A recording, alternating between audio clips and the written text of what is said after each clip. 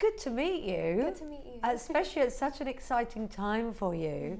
How did it come about performing as part of the inauguration in this way? It was kind of a big whirlwind of events. I was in New York already, and my manager came up and said, "Hey, I have a meeting with the president-elect's people." And so we were kind of just like, let's hope it goes well. And he came back, and I guess everything went well. So suddenly I was doing it. And here you are. Are you nervous? Yes, I'm very nervous, but I'm excited at the same time.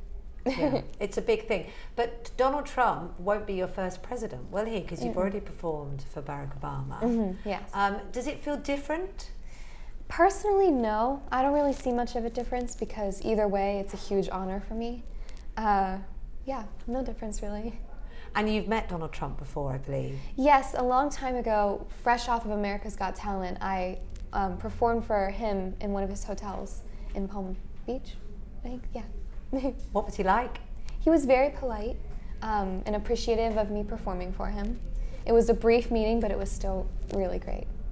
So you're so young, you're still only 16. You've obviously had huge success thanks to your talent. Yes.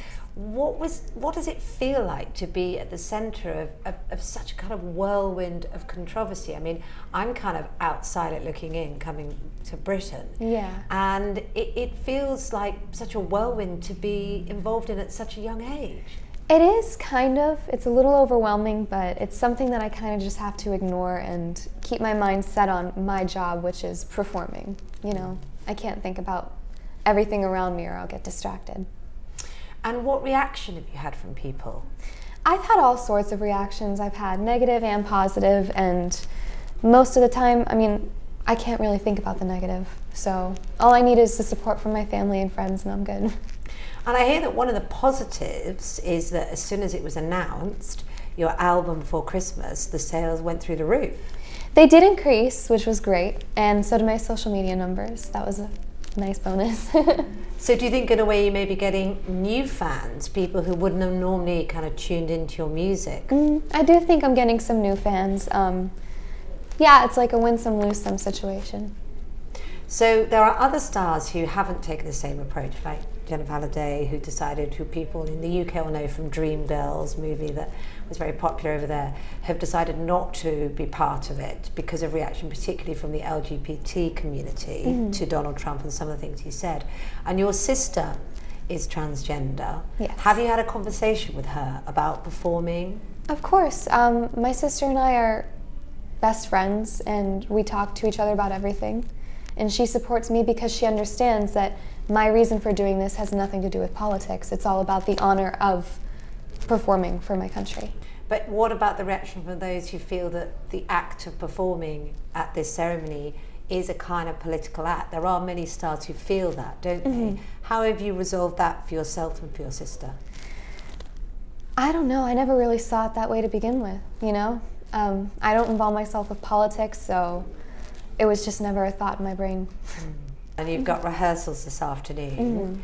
How are you going to prepare yourself for the moment? Well, I'm going to do plenty of resting and then also plenty of singing. So it's kind of back and forth from nothing to a bunch of things. And hopefully everything goes well. And what are you going to sing? The national anthem. Is that a hard song to sing? I guess you kind of know the words. It is a hard song to sing, but it's not because the song itself is hard. It's just the pressure of such a grand song to begin with. So hopefully it all works out. And what will be going through your mind when you perform it?